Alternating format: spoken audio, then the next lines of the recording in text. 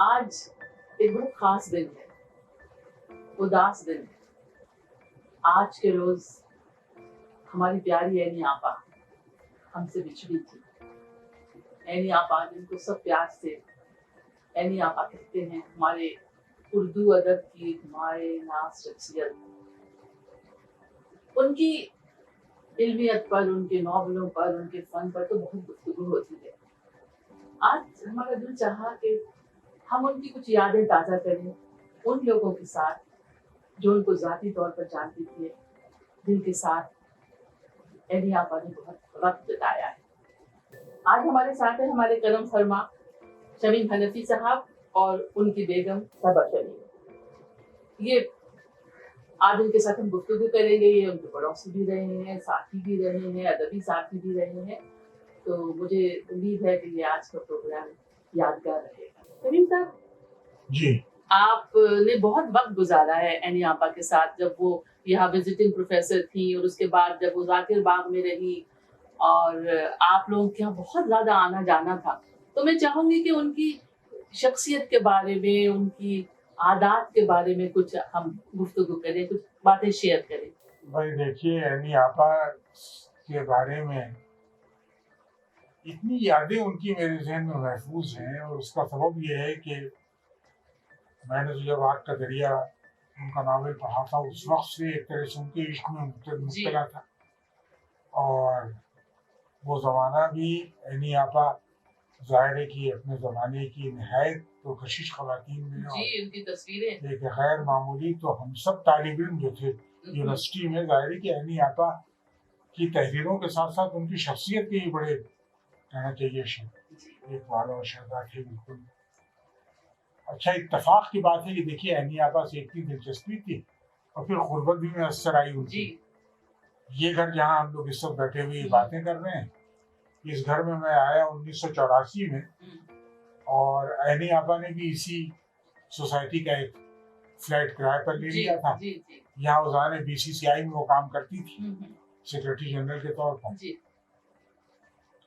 तो यहाँ आके रहने लगी, बल्कि जब पहले दिन आई वो यहाँ, तो उन्होंने हम लोगों से कहा कि हमारे घर में सफेदी हो रही है, तो मैं चंद दिन यहाँ ठहर जाऊँ। तो वो 2-3 दिन हमारे यहाँ ठहरी, इसी छोटे से मकान में। एक मैं आपकी बात थोड़ा था वो करके, जब मेरे घर ठहरी थी, शहीद साहब ने मुझे याद दिला दिया असल में। तो मैं बताऊं, उस जमाने में यहाँ नए नए हम लोग भी शिफ्ट हुए थे, बहुत यहाँ की आबादी ज्यादा नहीं थी, अक्सर बिजली भी चली जाती थी। तो एनी आपा रात में आई यहाँ, कहती है मैं खाना यहीं खाऊंगी और आज मैं रहूंगी भी यहीं मेरे यहाँ। तो हमारी बेटियां गजल और सीमी, उन दोनों का कमरा उस साइड में है, वहाँ रहती थी दोनों। और उस दिन फिर गजल को मैंने अपने कमरे में बुला लिया, हमने कहा एनी आपा और सीमी वहाँ सो जाएंगी। दोनों छोटे थे, दोनों छोटी छोटी थी, बहुत छोटी थी, लेकिन फिर सीमी और एनी आपा एक डबल बेड बिछा था, उस पे लेट गई, लाइट थी, अपना सो भी गई। रात में लाइट चली गई, हम रात में वॉशरूम के लिए उठे गए, मैंने कहा जरा देखूं एनी आपा को कोई परेशानी तो नहीं है। उस वक्त मेरा ख्याल है कि 1:30-2 बज रहा था। मैं गई वहां, देखा, धीरे से झांक के देखा कि कहीं डिस्टर्ब ना हो जाए। वो एक पंखा उनके हाथ में था और सीमी के धीरे धीरे जल रही थी, धीरे धीरे उसके पंखा जल रही थी। मैंने बिल्कुल डिस्टर्ब नहीं किया, मैं खामोशी से अपने कमरे में चली गई। इसीलिए मैंने कहा कि ये बातें कहीं और सुनने को मिलेंगी नहीं कि एनी आपा लोगों को जो पढ़ते हैं उनके इंटरव्यूज में कि वो मुझसे हो जाती थी। मेरा भी कुछ ताल्लुक काफी रहा है उनसे, क्योंकि मेरी खाला सुगरा मेहदी से वो आखिर में बहुत कुर्बत उनको हो गई थी और उनसे मुलाकात होती थी। तो वो एनी आपा जो थी एकदम घरेलू खातून, छोटी छोटी घर की चीजों में दिलचस्पी लेना। तो शमीम साहब के उनकी जो एक, सब लोग कहते हैं कि वो किसी गलत बात को बर्दाश्त नहीं करती थी। तो ऐसा कोई वाकया हो कि जो, देखिए, एनी आपा का मामला ये था कि उनके बारे में ये तासुर है लोगों का, दो तासुर बहुत आम रहे। एक तो ये कि साहब बहुत ही दुखी और बहुत ही उदास रहने वाली खातून है, शादी नहीं की उन्होंने, अकेली रहती थी। तो एनी आपा खुद कह के बहुत हंसती थी कि भाई लोग समझते हैं बहुत तन्हा, बहुत अकेली और बहुत। एक तो ये थी शोहरत, दूसरा ये कि चिड़चिड़ी बहुत है, जल्दी गुस्सा आ जाता है उनको, लोगों को कहने कि देखिए मेरे बारे में प्रोपेगेंडा लोगों ने कर रखा है, मुझे घर मैं लोगों को घर से निकाल देती हूँ। अच्छा, वो ऐनी आपा वाकई इतनी हंसोड़ खातून थी, बहुत, और ये समझिए कि लिखते वक्त वो वाकई किसी और दुनिया में रहती थी। जी, तो उनकी तहरीरों का मामला तो ये है कि वो ऐसा लगता है कि एक पैरेलल वर्ल्ड मतवाजी दुनिया उन्होंने जी। बना रखी थी। जब चाहती थी उसमें चली जाती थी, और जब चाहती थी आम इंसानों की और हंसी की बातें। अच्छा, अजीब अजीब होता है, यहाँ इसी कमरे में जहाँ वो किरण बैठी हुई है, वहाँ पर एक बार पाकिस्तान से वो आई थी अजरा अब्बास। जी, जी, शायरा। अजरा हाँ, हाँ। अब्बास आई यहाँ, तो मैं मेरे घर आई जी। वो शाम को, तो कहीं और ठहरी हुई थी। तो मैंने सोचा कि अकेली कुछ लोगों को बुला लें कि भाई जी। अजरा अब्बास से मुलाकात भी हो जाएगी। तो मैंने ऐनी आपा से भी कहा कि आ जाइए, अजरा अब्बास आई हुई है। ऐनी आप आए तो अजरा अब्बास ने सिगरेट पीती थी, और वहाँ बैठी हुई वो वहाँ एक चौकी इससे बड़ी बिछी हुई थी। अब वो जनाब उन्होंने सिगरेट का एक कश लिया, और ऐनी आपा जरा सा इन बातों से थोड़ा बिगड़ हाँ, जाती जी, थी, जी, और खासतौर पर इस तरह का वो उनको अच्छा, जी, उसका ऐनी आपा ने उनसे पूछा कि आप क्या महसूस कर रही हैं यहाँ? तो अजरा ने कहा कि अभी तो मैं धुंध में हूँ। कहने का अच्छा अच्छा, और कहीं कि फिर दूसरी तरफ देखने लगी। फिर ये कि उनकी हिम्मत नहीं पड़ी कि उनसे कुछ पूछे। जी, तो ये एक अजीब व गरीब उनका स्टाइल था। बहुत जी, कहना चाहिए कि यहाँ जब पता नहीं इतने वाकयात हैं। एक बार मुशो ख्वाजा आए यहाँ, जी, तो हम पाकिस्तान से, तो हमने ठहरे हुए मालिक राम साहब के यहाँ थे। मैंने दिन के खाने पर जामिया आने वाले थे, तो मैंने कहा कि आप दिन का खाना हमारे साथ खा लीजिएगा। तो वो यहाँ आए। अब मैंने सोचा कि अकेले कहा मैं उनको, तो मैंने कहा ऐनी आपा को बुला दी। जी, तो ऐनी आपा से मैंने दरख्वास्त की कि आप भी। खैर वो आ गई ऐनी आपा, और उसके बाद मुशो ख्वाजा बैठे हुए यहाँ, और ऐनी आपा आई धड़ धड़ धड़ धड़ करती हुई, तेज चलती थी। जी, जी, जी, सेहत अच्छी थी उनकी, दुबली पतली तो खैर होती, लेकिन बहरहाल अब वो आई तो आते ही उन्होंने पहली बात मुशो ख्वाजा, मैंने कहा मुशो ख्वाजा साहब जब से आए हैं आपको याद कर रहे थे, और कह रहे आप तो यहाँ गलबन एक हफ्ते से हैं। तो मैंने कहा कि आज इनकी खैरियत नहीं है। तो मैंने कहा जी हाँ, एक हफ्ते से हैं, लेकिन ये कहने, तो मुशो ख्वाजा ने कहा जी वो कुछ ऐसा हुआ कि मैं हाजिर होना चाहता था, लेकिन कह रहे आप मुझे फोन तो कर सकते थे। अब जनाब उसका लेकिन ये कि साहब वो उसके बाद खैर मैंने बहुत किसी तरीके से संभाला, तो हम वो किसी तरीके से समझिए कि काबू में आए नहीं आ पाओ। उसके बाद फिर ये कि भूल जाती थी वो मासूमियत भी बहुत थी। बहुत ज्यादा। एक बार वो जब बहुत पहले की बात है 70s की, जब वो एक बहुत मशहूर सीरियल आ रहा था, हम लोग सब लोग बैठे होते थे उसके एपिसोड के लिए। अच्छा, मुहर्रम का भी बहुत एहतराम करती थी वो, तो 7 मुहर्रम को पढ़ रहा था वो उस दिन का एपिसोड। तो वो ठट्टा मार के बोली सैयद आबिद हुसैन से कि भाई वो असल में मुस्ताफी आपा कह रही थी कि देखिए वो उस दिन आ रहा है, हम लोग का जो एपिसोड है, इसको हम एक समाजी जिम्मेदारी समझ के देख लेंगे, आप इजाजत देती हैं, और खूब ठट्टा मार के हंसी। तो वो अपने बहुत, लेकिन एक बात है कि वो बड़ों की इज्जत बहुत करती थी। मैंने उनको अपनी नजरों से, जब वो ये अपनी कफे गुलफरोश तरतीब दे रही थी कि जो अपने उन्होंने फोटो एल्बम जैसी किताब छापी है, तो बिल्कुल वो सारे आबिद हुसैन दीवान पे बैठी होती थी और वो उनके कदमों में बैठ जाती थी, उनको दिखाती थी, पूछती थी। लेकिन बड़ों की अदाएं उनको अच्छी भी लगती थी।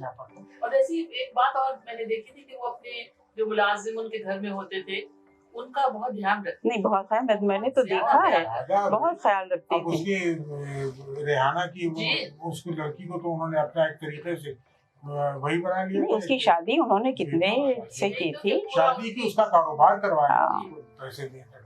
क्या रेहाना ही तो नाम है ना? रेहाना की बेटी, सलमा की बेटी। हाँ, सलमा की बेटी उनके साथ बिल्कुल साई की तरह है। साई उसको अपने साथ इंग्लिस्तान ले गई वो, पाकिस्तान ले गई वो।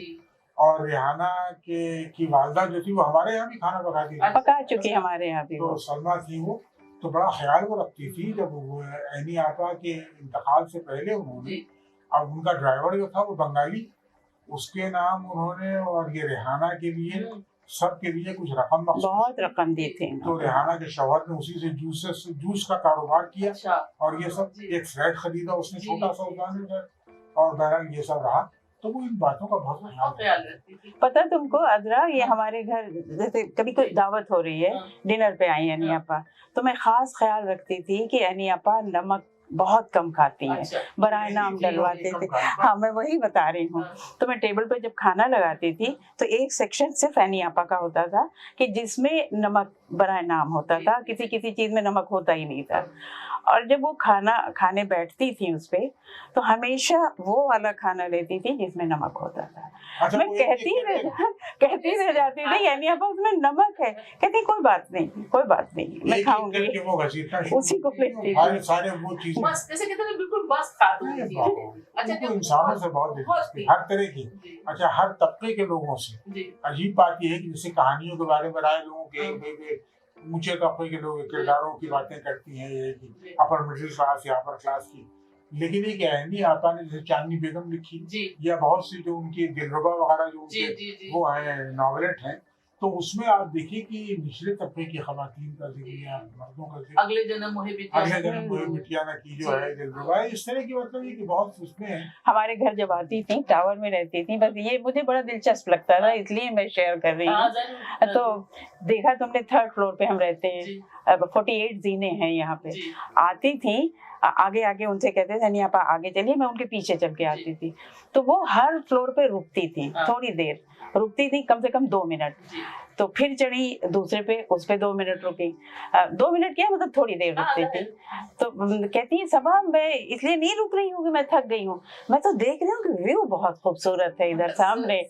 असल में वो जाहिर है कि ऊंचा इतना तुम लोग थक जाती हो, तो एनी आपा तो थक ही जाती थी, लेकिन जाहिर नहीं करती थी कि हम थक गए, कभी नहीं जाहिर करती थी। और आपका क्या सेल्फ पिटी या लोगों की बिल्कुल नहीं जाहिर करती थी। हासिल करना ये सब ये जज्बे तो थे नहीं। मतलब वो खुल के हंसती थी, मतलब उनके हंसने का वो जिस तरह से बेसाख्ता होके हंसती बहुत थी, जोरों और कोई बात छुपा के किसी से कहनी होती थी तो ऐसे करके ऐसे काम नहीं करती ऐसा है, तो हमें बड़ा मजा आता अच्छा था। वो भी जोर से कहते सुन लेते थे लोग, लेकिन लतीफा ये था नहीं आता था।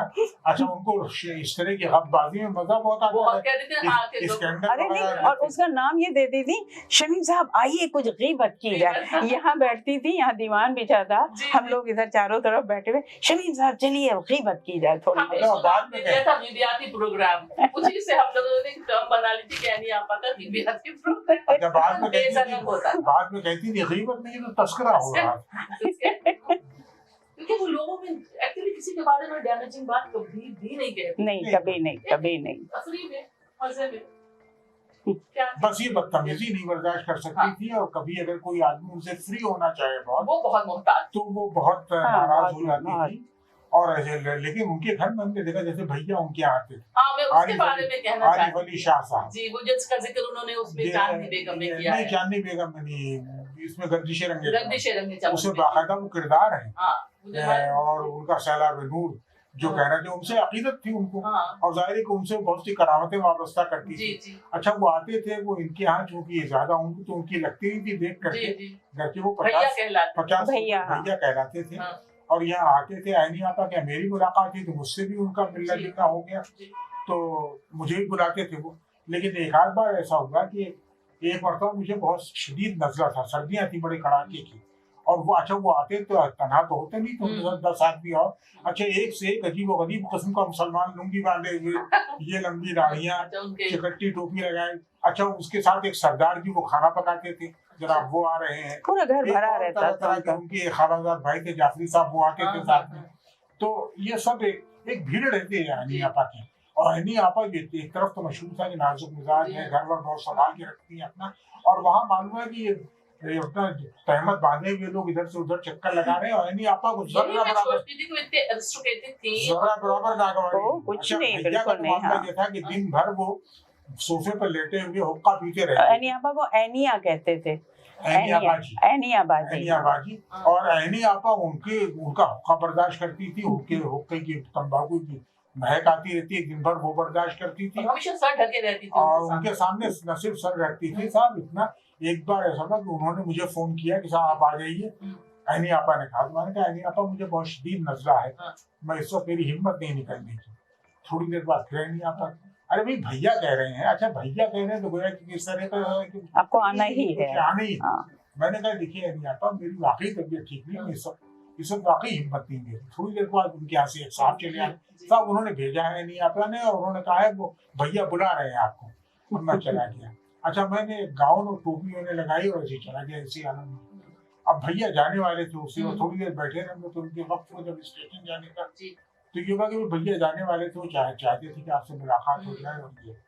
अब जनाब भैया ने कहा कि साहब चलिए, समीर साहब ऐसे ही बोलते थे, शीन खाफ उनका दोस्त नहीं था, समीर साहब चले जरा आप भी स्टेशन हो आए। अब जनाब मैंने कहा भैया तबीयत नहीं आप, अरे भैया कह रहे हैं नहीं गोया कि आप चलिए। गुफ्तगू बंद न हो, बात से बात चले।